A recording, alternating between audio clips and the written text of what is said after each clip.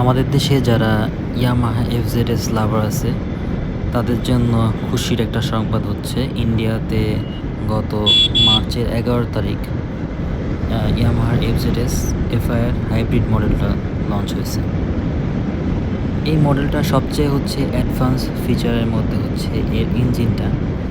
এইটার ইঞ্জিনে দেয়া হয়েছে হাইব্রিড টেকনোলজি, যেটা স্মার্ট মোটর জেনারেটর বা SMG and start and stop system দেওয়া হয়েছে। এইটার আর একটা অ্যাট্রাকটিভ ফিচার হয়েছে এইটার মিটার কনসোল।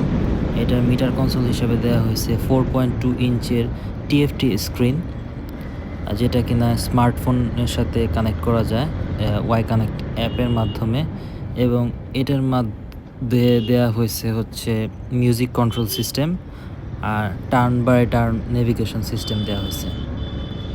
আর এটা পারফরমেন্স একটু ইমপ্রুভ করা হয়েছে। এটা হাইব্রিড টেকনোলজি থাকার কারণে এটার টর্কটা সামান্য বেশি পাওয়া যাবে।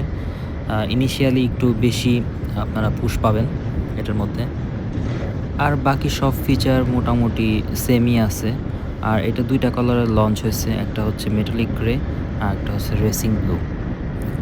আর বাংলাদেশের মার্কেটে আপনারা আনঅফিশিয়ালি হয়তো বা খুব শিগগিরই বাইকটা দেখতে পাবেন।